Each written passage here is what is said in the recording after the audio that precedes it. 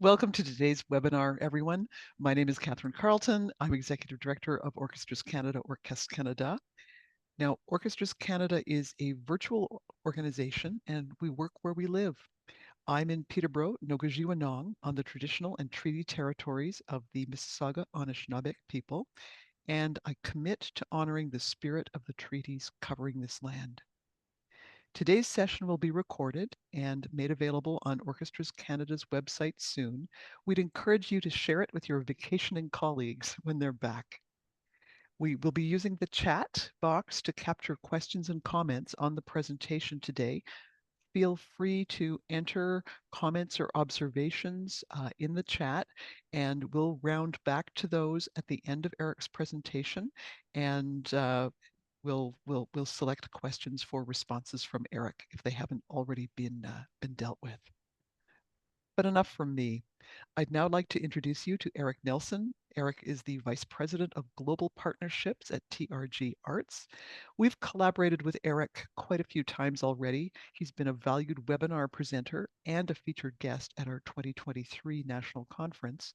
Today, Eric will be sharing the latest insights from TRG Arts, Arts and Culture Benchmark, an ongoing international data set that reveals the current state of arts and culture organizations in Canada, the US, and around the world.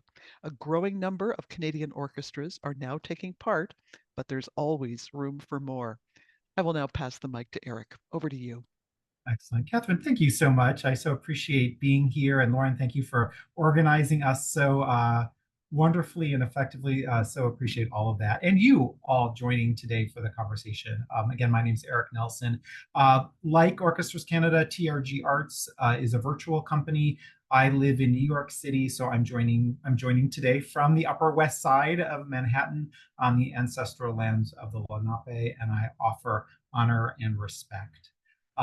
So I'm going to launch my presentation to get us started. So give me just a second to get the screen share going as we lean into and learn a bit more about what we're calling the rhythm of repeat attendance as we all, embrace newfound resiliency coming out of the pandemic. One of the big headlines is trying to get not only more people to come and be part of our families, but getting them to come back with regularity and want to understand how those rhythms have perhaps changed and how we can understand how customers are showing up so we can better cultivate them, collaborate with them, and help them come back with more regularity. So we're going to lean into that today. So to start us off in the presentation, I'm going to give the answer to the test at the beginning. One of my favorite things when I was back in school is when there would be a test and they would say, you could use your textbook to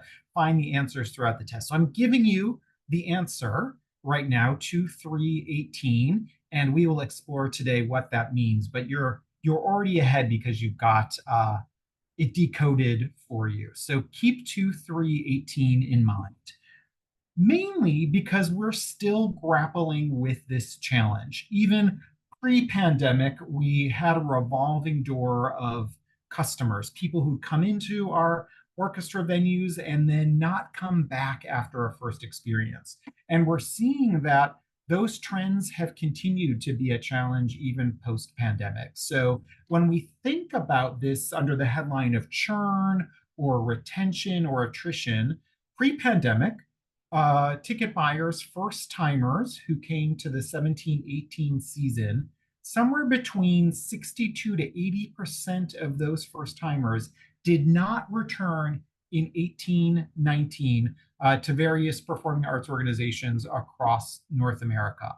When we look at how that number has shifted coming out of the pandemic, 80 to 95% of first timers who came to the 21-22 season did not return to the 22-23 season. They say they lapsed out. They came last season, but not this season. And to see that number grow so dramatically, we want to wrap our heads around that. So in today's presentation, we're going to dive into some of this data around what trends are happening with churn and attrition to hopefully empower us and inspire us to create strategies and tactics to get people to come and come back more. Because we've tried things in the sector. Some of you may have been around when this thing called the killer offer got branded that said, hey, you can just give someone a deep discount after their first experience, and that gets them onto a road of coming back with regularity.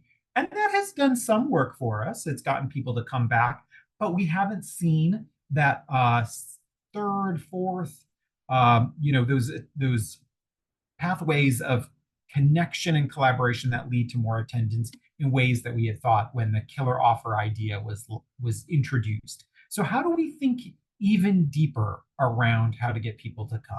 So we need to redefine retention. What does lapsed look like today? What does churn look like today in our new world? And how do we use that information to reinvent relationships, marketing, donation, cultivation, things of that nature that help us reach out and ask people to come back and feel welcome in our venue. So we're going to talk through that today. So a few things to set our table further. We're going to just revisit, as Catherine mentioned, we've got this partnership together to look at data, not just across North American arts organizations and not just across orchestras in North America, but also orchestras in Canada as well. So we're going to review what the partnership is all about. We're going to do a double D, a data dive into some engagement data trends coming out of the benchmark. And then we're going to look at what redefined churn is showing up from a data perspective. And then I've got a couple of examples of how you might apply that information to serve as some of those inspirations. And then, as Catherine mentioned, we've got time for questions and conversation. So our partnership is to have as many orchestras in Canada participate in the benchmark. It's a tool that gets data from organizations on a daily basis. You all comes into this external data warehouse that we have created called the Arts and Culture Benchmark that allows us to look at single ticket subscription or bundles, as you may call them, of tickets and donation trends against your particular organization as well as everyone else in the data set. And in particular, what's an orchestra specific view? So if we get enough orchestras participating in Canada, we can actually even slice and dice the data to say, here's your results and how it compares back to all the other orchestras in Canada who are participating. So you can get that very targeted touch point around how you compare to your colleagues. Currently, we have about 40, almost 50 orchestras in North America participating. We're up to 5 in Canada, and we're trying to grow that number to 10 by the end of the year. So that is our goal. And then it allows us to do things like today, have some trend reports that we can show regarding what's happening across the sector. So just a quick view of what it looks like. I'm not going to go into all of the dashboard tabs, but if you participate, you get to log into the data set. You get to see your data as well as the comparative data from a variety of different lenses. And you get to see these trends that we report back. So when you log in to the benchmark, this is what it looks like. Just a couple of quick orientation pieces. I won't go into all the details, but we'll say, if any of you want to join and learn more about it, you're going to get my email at the end of the presentation. Feel free to reach out to me. Also, if you want someone to walk you through it, I can give you a tour of the whole system in more depth for you, your colleagues, and anyone else at your organization who may have a stake in understanding how it works, like your tech people and whatnot. But this is the main screen you get to see when you log in. And think your data is always in the yellow, gold, and the benchmark data or the comparison aggregated data set is in blue. So this is looking at currently North American orchestras is what the blue aggregated data set is. And this particular organization who we're looking at, this is their data here in yellow, gold. So we're looking at 30 days of data. So in the last 30 days, this organization has brought in about $500,000 in revenue compared to the average of everyone else in the data set, those almost 50 other orchestras that I mentioned, which is almost $500,000. So this organization is about 38% ahead of where they were in 2019. They're 14% ahead of where they were in 2023. So it gives that temperature taking. And it shows that, we're about, almost 50 some thousand ahead of the aggregated data set. So that's exciting to see. Oh, are we seeing more strength? Are we behind? If we're behind, why? And you can start to dig into those whys by looking at things like how much advanced revenue do you have? How much subscription revenue do you have? All these are clickable screens that take you into detail around those. Who's coming? We call that typology. You could also think of that as segmentation. And what do our donations look like? So again, big picture of this is what it looks like. If you want to go into any of the details, happy to show that off to you in your own presentation. That I'd be happy to do for you. But we're going to dive into what the aggregated data set is telling us. So what's going on with ticket sales from various orchestras in that data set? So this is looking at a year-to-year comparison. And the year we're comparing to is pre-pandemic. July of 2018 through June of 2019 versus July of 2023 through June of 2024. So this is literally hot off the presses data through the month we just wrapped up. And this is single ticket information. So on the left, you see revenue, on the right, units. So revenue, single ticket revenue for those 50 some orchestras in North America is up 23% the last 12 months versus that pre-pandemic amount, though units are down 3%. So we're winning the day on revenue, and we're still tracking a little bit behind on units. What that looks like on a month by month standpoint, this is the same data, same comparison points, but has a little bit more going on in the slide. So I'll give you an orientation. But the purple bar here is number of tickets, units from 1819. The green bar is number of units from 23-24. The yellow line is revenue 1819, and the blue line is revenue 23-24. So as you look at this, we're trying to see, a headline would be, when does green bar outpace purple bar? And when does blue line outpace yellow line? So I'll just take a second as you look at that and digest it before I'll pull up this next piece. But where are we seeing strength and where is there encouragement? Look what has happened since March of this year.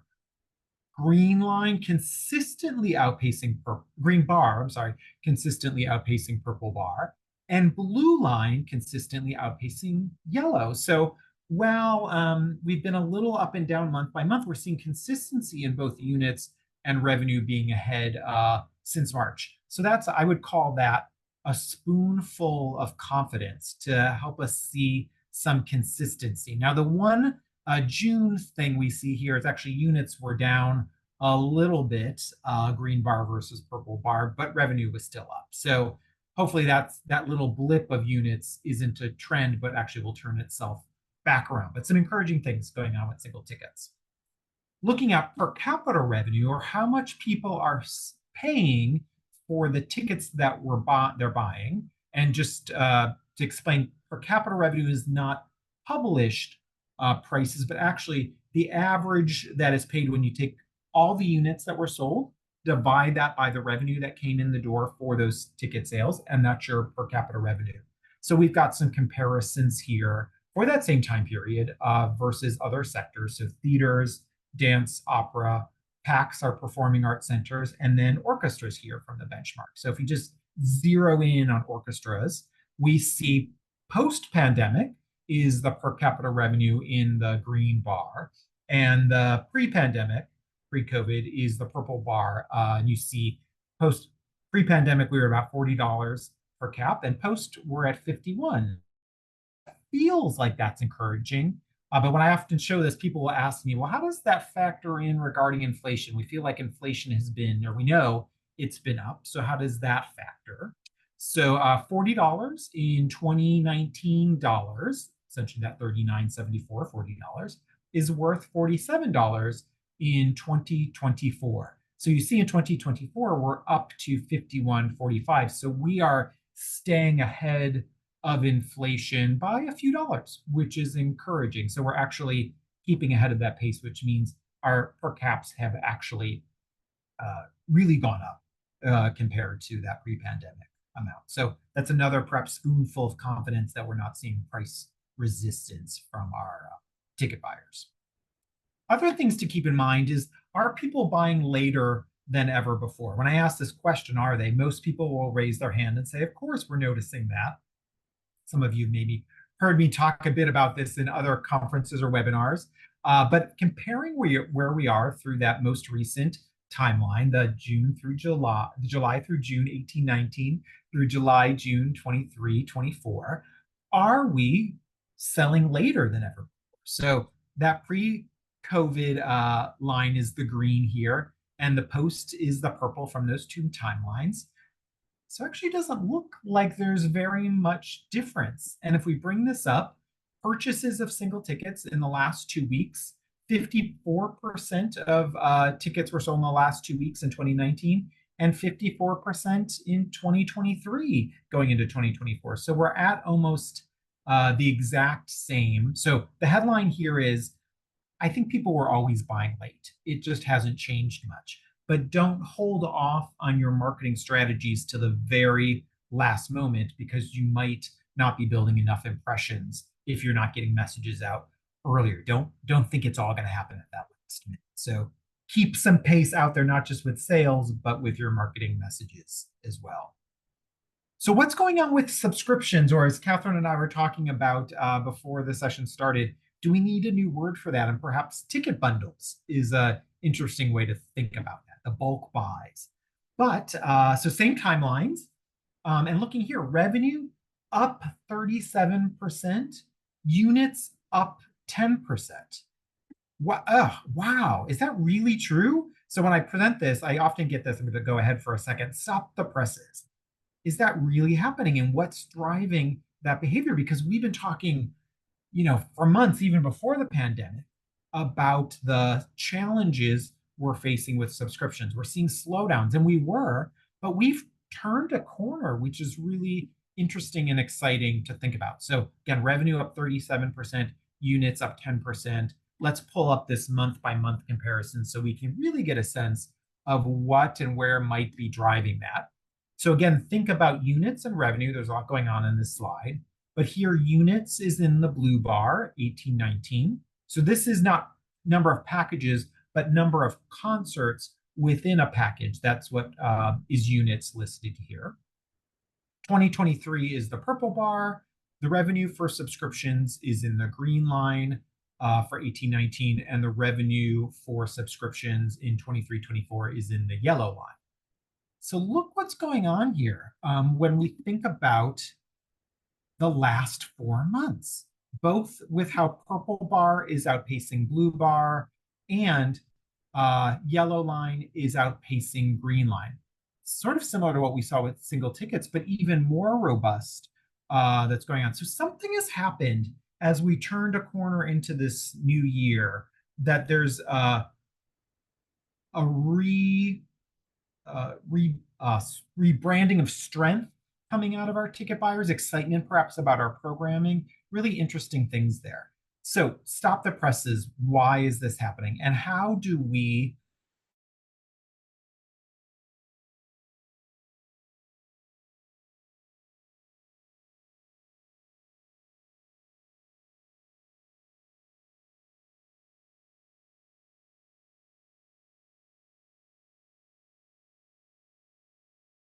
sectors, subscriptions or bundles are actually growing. Think about all the things you now subscribe to, streaming networks, all of that kind of stuff. Even groceries and clothing. There's all kinds of ways that we can now subscribe or buy things through membership style programs. We were just ahead of the curve in the arts. So it feels like they've been around for a long time, and we really want them to feel fresher and newer. But there's a lot of people who are just experiencing them for the first time with us, through us. So perhaps a little less hate watching and a little more reinvention and understanding what are the exciting things that are going on with subscriptions, or whatever name we want to call it. But thinking about what's driving this, that March through June behavior, strong subscription sales, lining up with when we put subscriptions on sale, and in particular, renewals. So what we're hearing across the sector is renewal rates are getting back to really strong and strength feeling numbers. So most folks we're working with are actually seeing and have experienced a strong subscription on sale this year and strong renewal. So that drove that March behavior being strong. And the per unit per cap, you heard me talk about the units within subscriptions. On this chart, or the charts we just looked at, it's not number of packages, but actually how many performances are within a package. And we look performance by performance or concert by concert. The cost per unit is actually up to 20%, $72 per concert within a package versus 57. And again, doing that adjusted for Canadian inflation, $57 in 2019 is $67.50 in 2024 dollars. So the fact that we are at 72 is we're actually even ahead of what inflation was catching up to us. So we're actually seeing growth in true growth in dollars there. So again, some spoonfuls of confidence, strong renewal, and our price points are helping us get there as well. So who's coming back? How do we reinforce? Eric, you just said it's strong renewal, but is it really?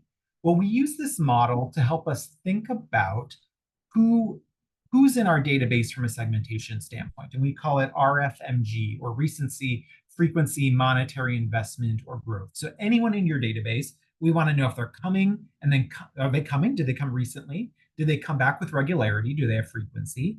Is their monetary investment with us getting bigger? How much do they spend? Is it more than they spent before? And is their participation growing? Are they not just a single ticket buyer, but are they a ticket buyer and a donor? So is their and statements with us growing over time? So the way we look at it or think about segmenting a database to help understand where the heat is and strength in your database is to use this system, which divides up into three main groups. Our acquisition folks, people are coming for the very first time.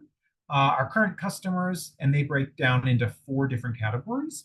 Our once befores, our convertees who've been twice before in their history, our active folks who've been between 3 and 9 times in their history, and our super actives who've been 10 plus times. You could think of those as those bundle buyers or subscribers or your ultimate loyalists. And then people who have been in our database but haven't participated in some time. Those stale folks haven't been in 18 to 36 months, or the lapsed people haven't been in 3 years or more. So in our recent results, how is this structure showing up? So this is looking at comparing 2019 to 2024 in terms of by each of these segments that we just described, what percentage of them are making up the total pie of our ticket revenue. The purple bar is 2019, the green bar is 2024, and the different heights show a greater percentage of that overall pie of how that segment is showing up in our ticket sales. So where do you see green outpacing purple? And we see that happening. You're going to see it. I'm going to pull it up here as our super actives. So this reinforces we're getting more of those 10 plus buyers, those people who you would think of as our subscribers, participating at greater rates than they did pre-pandemic. So that's probably not a surprise if that's happening, that we saw March, April, May have strong months, because that's when we're renewing subscribers or putting subscriptions on sale, and folks are coming back into that. See how even the lapsed and the stale folks are outpacing pre-pandemic amounts. So that's encouragement around retaining people who are real advocates of ours. So interesting things going on with single tickets, some newfound strength perhaps on the subscription side. So what's also going on with individual donations? So a little different story. Revenue is down 7%, units are down 8%. So we're actually seeing more people donating, but they're donating at smaller dollar amounts. So we have actually seen that if you were in the presentation we did at the beginning of the year, one of the things we saw in that typology or that segmentation is that we were seeing more first timers than ever before coming into orchestras. That was exciting.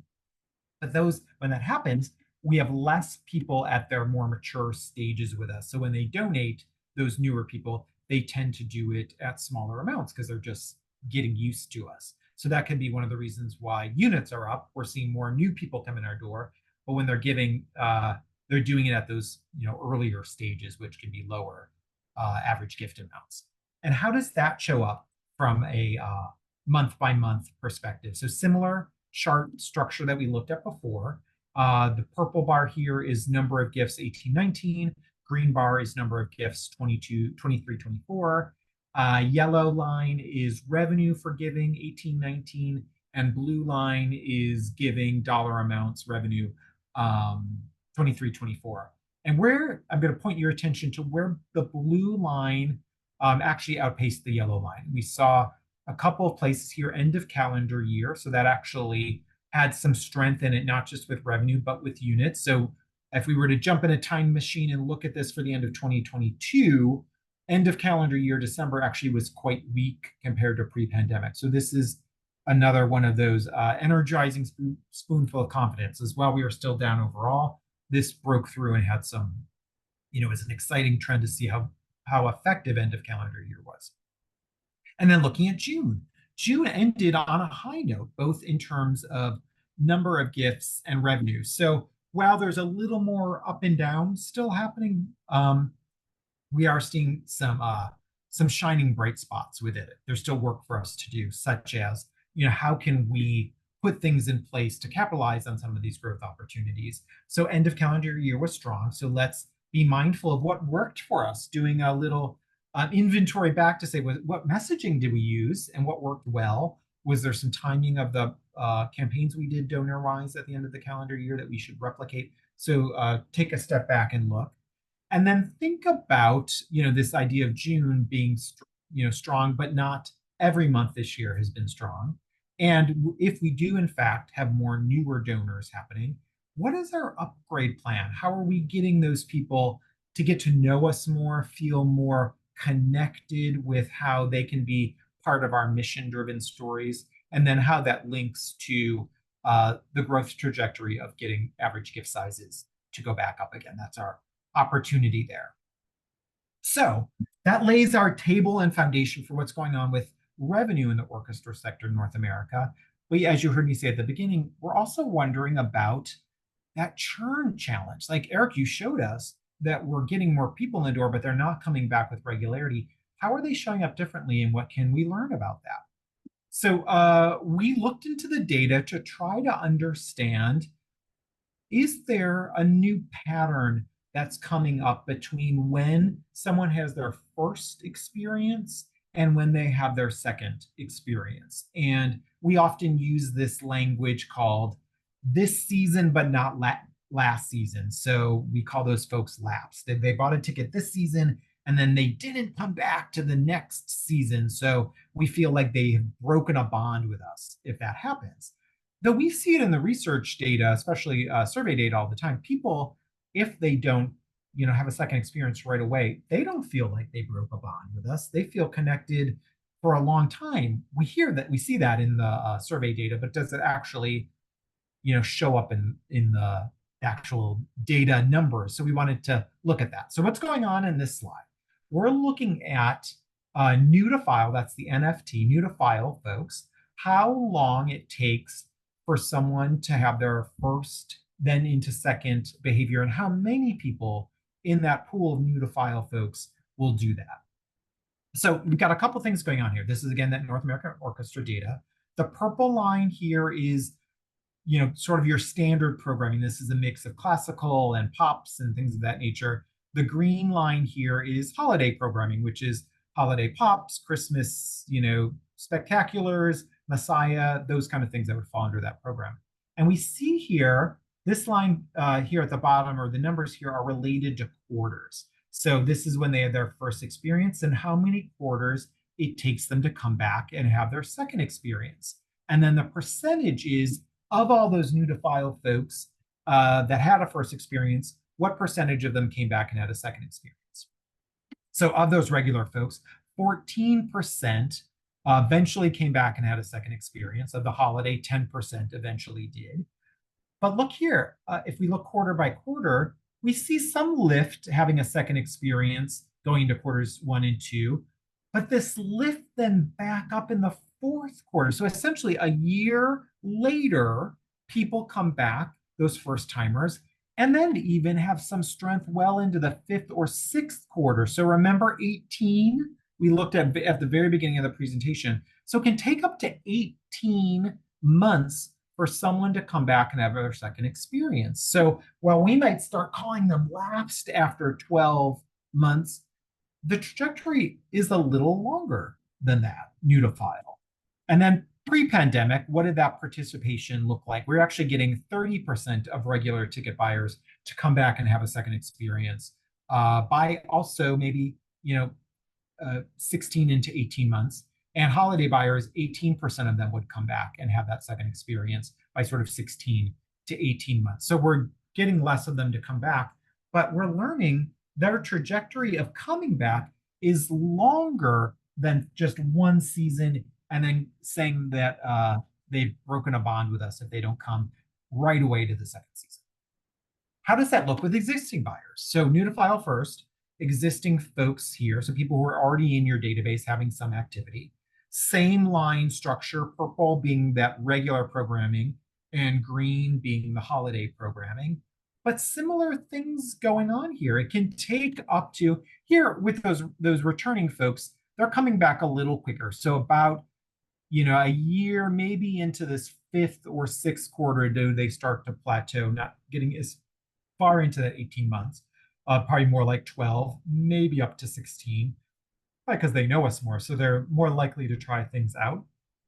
But look at how things, even in the third or fourth quarter, still have a trajectory where they're cresting up to. So the idea that we perhaps have folks who have a different pattern, and I'll give you a structure in just a second, and about 40% of those people coming back from regular programming in this post-pandemic phase from folks who existed in our database, 36% of that holiday programming people coming back who already were in our database, compared to pre-pandemic amounts, existing people for regular programming, about 34% would have a second experience within this sort of 2-year window, and holiday folks 29%. So we're actually seeing more strength with these folks who are already in our database. So what you can infer from that is our fans are becoming even stronger fans of us. So let's lean into that and see what we can learn. So some things to focus in on or think about with that is, with that longer runway, maybe we don't just have people come multiple times in a season. We do have some of that, but perhaps we need to extend our thinking into our database being full of annuals and biannuals and perennials, and realizing and understanding who's at different phases of connection with us and creating plans that align with those different phases. They also help us set goals that say, maybe a real important thing for us to think about is getting to a second or third experience within that 18 months rather than just in one season. And maybe we'll have more success with that. So think about, again, that recency, frequency, monetary investment, and growth. Where are these, from these categories, strengths that we should be aiming for with ways to track success that are aligned with the rhythms and patterns of our customers and ticket buyers? So I call this the chromosome slide, but it essentially takes all of those different segments that we looked at from a multi-quarter perspective. So 1, 2, 3, all the way up to 6 quarters after their first experience.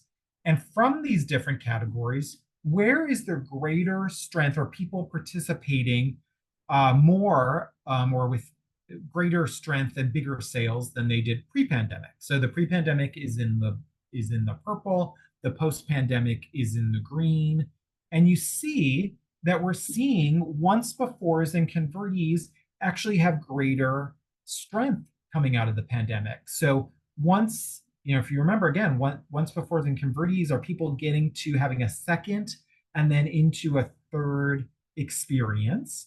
And when they do, they transition over into these active and super active categories. So if we can get someone to a second or third, the likelihood of getting them into active and super active is even stronger and has greater strength overall. Even bigger sales happen. They're more committed. So getting folks to that second or third is really important. But again, we might have a longer runway that we need to think about. Which, as I was crunching this data, this made me think of this guy, if you know who this is, he's a singer, one of the judges on American Idol, who has this song that some of you, as I'm about to say, it might start playing in your head, but we need them to come once, twice, three times a ticket buyer, if that song's ringing a bell for anyone. Hopefully, it will help you remember this little trick of where to get folks to. But it's not just getting them once, getting them twice, getting them three times. A ticket buyer opens the door to greater bundle buying or subscription behavior. So it helps us think about setting goals in those different ways. And how we then could take that into further application. Laser focus on frequency, getting folks to 2 or 3 times, and not just in 12 months, but think about 18 or maybe even 24 months is an indicator of success, and investing and testing new models to make that happen. So a couple of just inspirations on how to do that. One is a couple of symphony examples. Charleston Symphony, as you saw, those holiday buyers will come back and they like to annualize. So start getting some sales happening earlier in your sales cycle. So some of you may do this, but if not, think about Christmas in July sales campaigns to get some sales pace happening earlier. Think about renewing. They may not be in subscription behavior, but those holiday buyers are showing loyalty. So let's renew those folks. And we can do that with a Christmas in July, short window of early sales access. Get that inventory in early. Grant Park Music Festival, like some of you, doesn't have a whole runway of 9 or 10 months of programming just over the course of the summer. So think about someone early or from last year's festival and start trying to renew that behavior from single ticket perspective into another single ticket. So language here that talks about coming back and having that next experience that takes a page out of our renewal playbook. Or think about how we can kind of focus people into repeat behavior. This is a strategy that the Arkansas Symphony is using. They have a membership program that walks alongside but walks alongside their subscription program. It's only $9 a month, and you get access to all kinds of inventory as long as seats are available. I highly recommend you checking out Arkansas Symphony's website to learn about this program. Really interesting.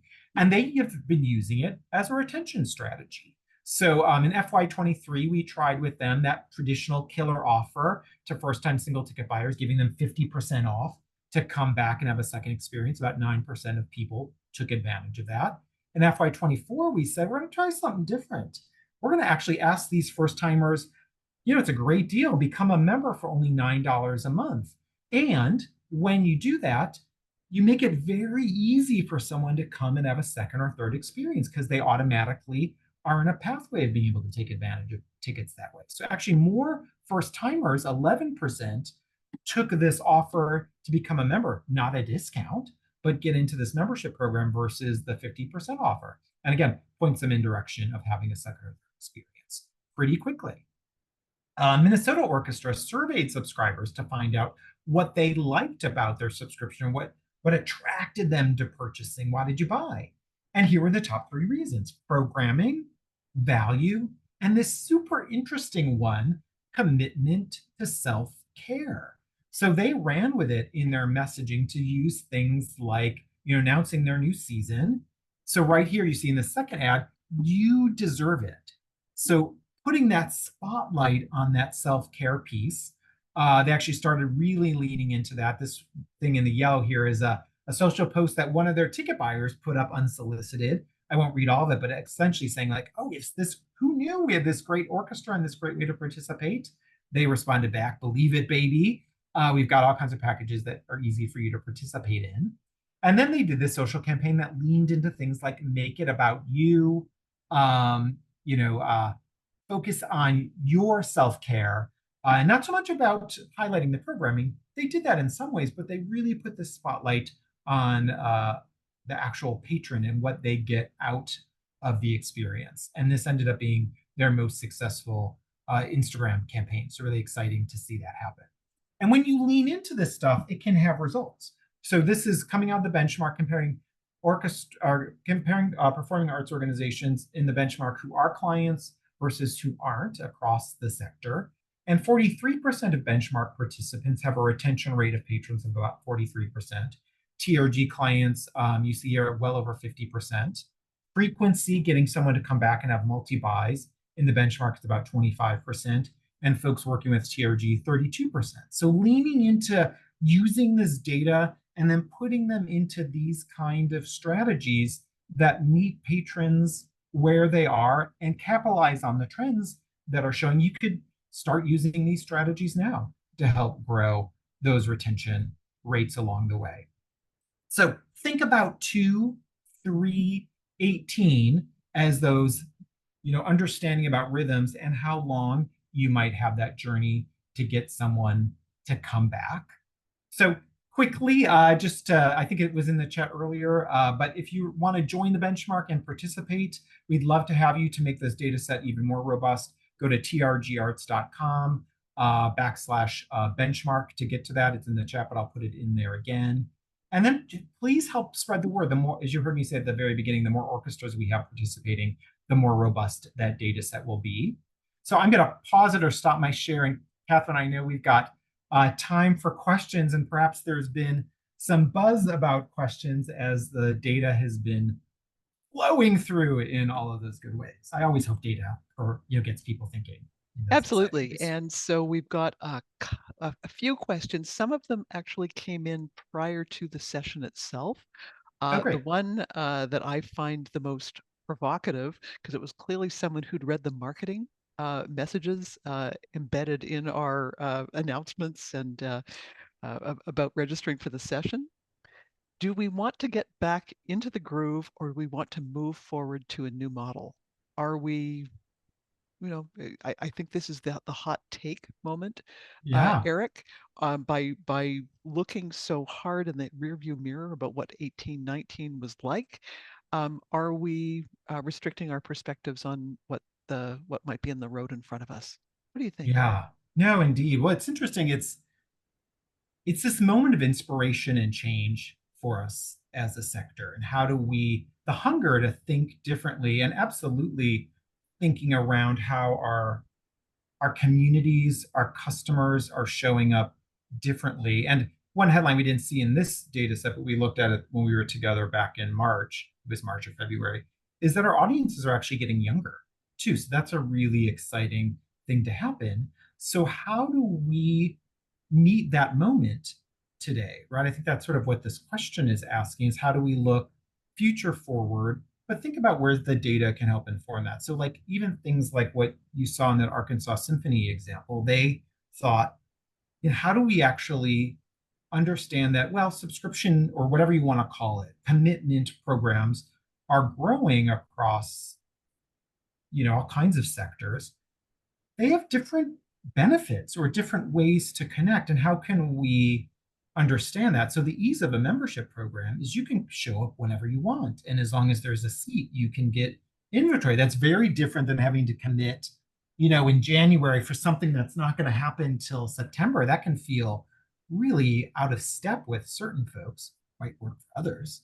But how do we then create a program that meets the need of the day? So my long-winded answer sum up is let's test and try and share, but really be mindful of what do our patrons need today, and make sure not only do we have great programming, but you saw in that second thing that the Minnesota folks said, like value. And value isn't just dollars, it's value of my time and how I get to participate. So do our programs meet and exceed the value need of today?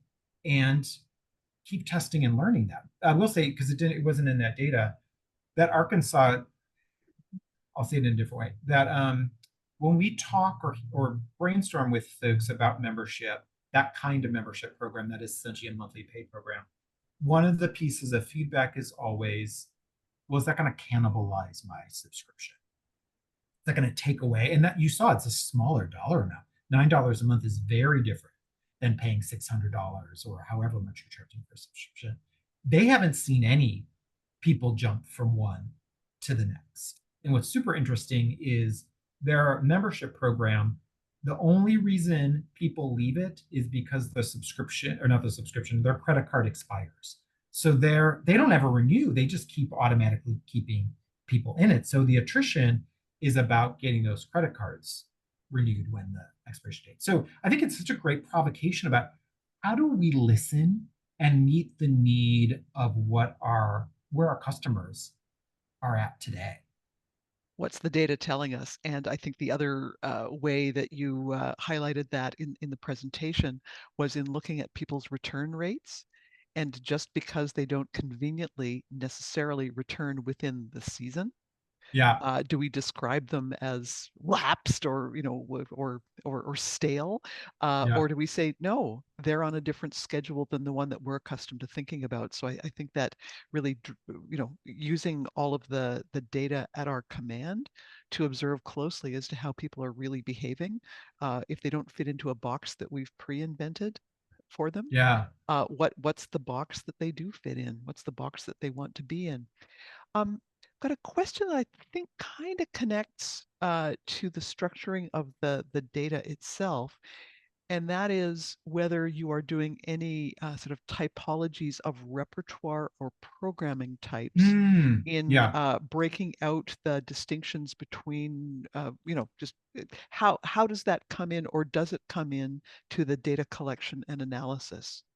Yeah, that's such a good question and such a like a goal for us to get to, not just in this data set, but I think some universal categories around programming. I mean, we have headlines like, masterworks or classical or pops and things of that nature. But within our databases, I mean, CRM systems, we traditionally as a sector, so this is an interesting inspiration or provocation to us, is we don't code them in any particular way. So it's hard actually to draw conclusions of programmatically what's driving certain behaviors because we don't have a organizational structure that we're all using. That's why at least holiday is easy because like for us in the orchestra sector, it's going to be called holiday pops or the word Christmas is in there somewhere or Messiah.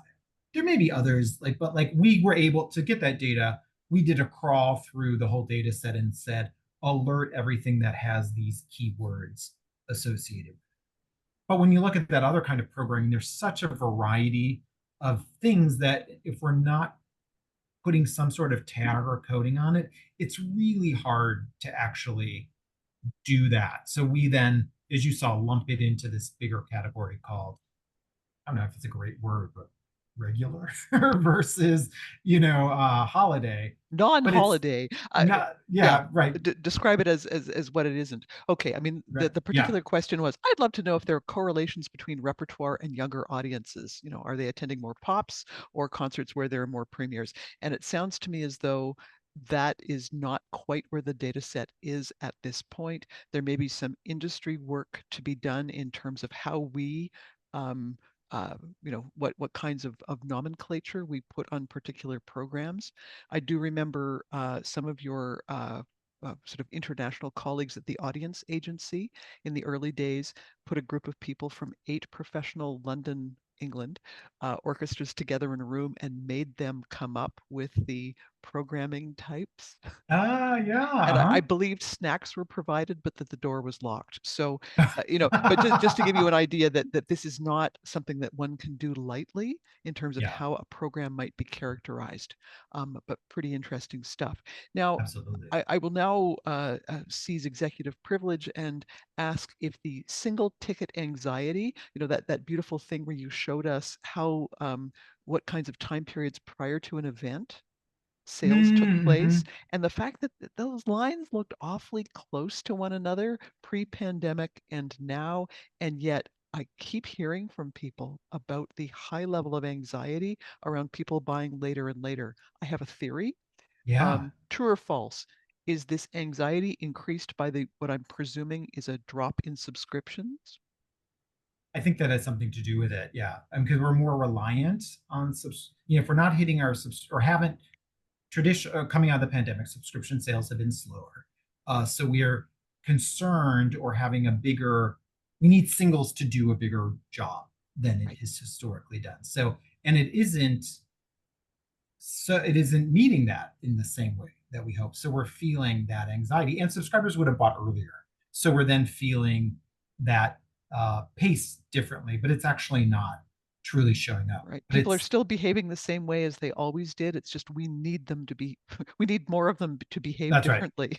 Okay. Yeah, totally. All It's an right. interesting, like, there's a pressure push of what that we call that anecdata. It feels that way, but Right. is it actually really? But the anecdata is quite high in Yeah. that way. Okay. Thank you. Another question from the floor. We were looking at the drop in units, but the increase in income. And the question is, uh, presumably this is related to changes in pricing.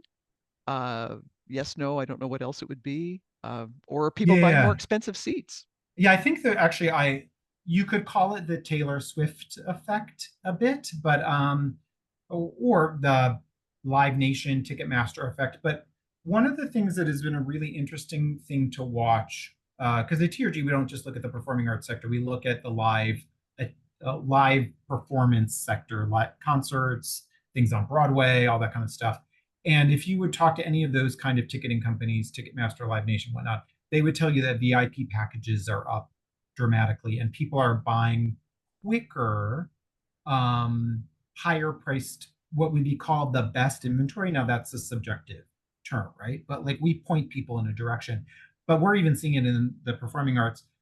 Higher priced inventory sections are selling out faster than they did pre-pandemic. Self-care. Yes, right, self-care. So I think that's driving that per capita up, is we're having more people gravitate towards that higher self-care level of experience. Great, thank you. Now, I've got a couple of questions that I think relate to the same thing, and you may have some good news to provide to these folks, or not, as the case may be. But it's really about the ticketing systems that the benchmark can currently admit. There's at least one, well, two who've said we'd love to take part, or we'd love to, join the party, but the ticketing systems that we're currently using are not compatible. Can we provide manual uploads? Uh, Yeah. what are you thinking about all of this? And are you conscious that perhaps some of the choices are in fact skewing the data towards the experience of larger budget groups? Yeah, it could be all those things. One, so the exciting news is we have a similar partnership with the League of American Orchestras to look at this data as well. We look at the US, we look at the North America here. They've heard this, we've heard this in the sector. So we collectively worked on a project with them to secure funding to help us invest in more, these are called DDXs, digital data exchanges. It's the handshake between your CRM and our system. So we need more DDXs that work with those CRMs that currently aren't compatible. So that funding has come through.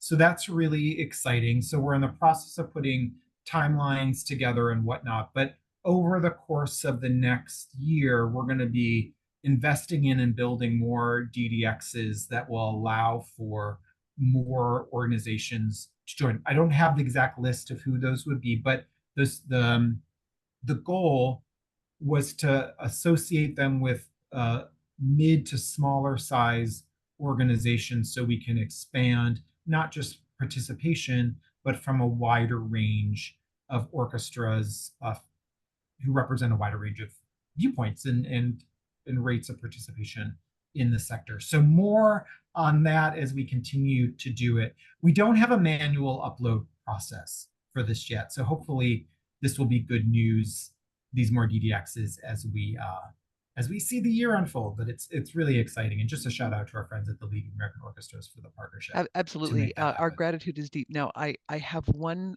thought here in terms of ways in which people who are deeply interested in this can at least put a vote in for their Yeah. CRM. And I understand that it is possible to express interest in the benchmark and provide information about, who you are and which system you are using, whether or not it's currently compatible. I believe that TRG Arts is collecting information on where the unmet needs are. Is that accurate? Am I making stuff up, Eric? No, you're accurate. So I'm going to put this in the benchmark because you can sign up even if you're not in a compatible system, and it'll ask you which one you're on. So it actually helps us keep track of where the heat and interest is, because it's not just been with this thing with the league. we've been slowly building more over time anyway. And the way we use that to know where to lean in is where there's the greatest amount of heat. You can also, I'm going to put my email address in the chat. Feel free to just send that information to me. That's also helpful to have. And or if you, like I said, if you want a tour of the system or just want to puzzle through strategies, I'm always happy to do an hour free puzzling through or talking. No obligation necessary. Just want to help everybody out and learn from you and help us learn together. So you've got my contact information. So send that to me or reach out and book some time. Okay, that's great. Now I think we've identified both what the benchmark is and a few areas of deeper query that organizations have in terms of programming or audience demographics. That you're not collecting those either. Is that correct?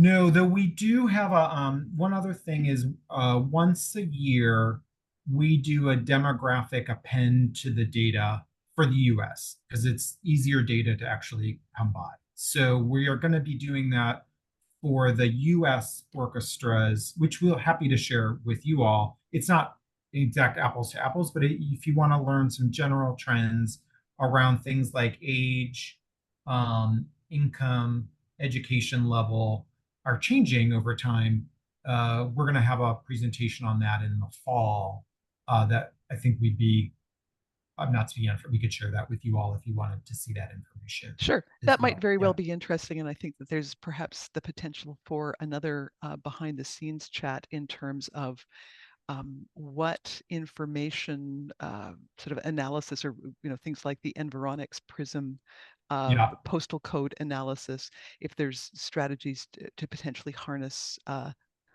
that analytic capability with some of what you're collecting for Canada. But we can explore that and get a sense of what the price point might potentially need to be, and Yeah.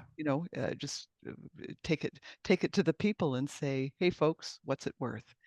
Um, I love that idea. Yeah. roll on like that because, as I say, I'm always fascinated by the experience of orchestras around the globe, but it's also nice to be able to bring it home from time to time as well. Yeah. Um, Absolutely. So I think with all this, I always learn so much from the conversation and from the questions that come in from the floor. I feel like we're on a journey together, and it's always a privilege to be inside your head, Eric. So Thank you. thank Well, you and the for sh feeling's mutual. I so appreciate the conversation and to your point, the question, getting to learn with all of you. That's so helpful. And you all are such great inspirations to help inform the thinking. You're on the ground and you're doing it all. So just thank you to all of that. It lifts me up and all of us up at the same time. So thank you, thank you. Okay. Thanks again, everyone. We'll be in touch soon with the recordings and PowerPoint decks, and look forward to our ongoing conversations. I will note we have at least two more conversations scheduled with Eric, November 14th of 2024, January 30th, 2025, and we'll obviously send you more information about all of these things as more details are finalized. But to be continued. Thanks again, everyone. Have a great day, and thanks again to Eric, to our simultaneous interpreter Isabelle, and of course to my colleague Boran here at Orchestras Canada, Orchestra Canada. Thank you so much, everyone. Have a great day. Bye. Bye now.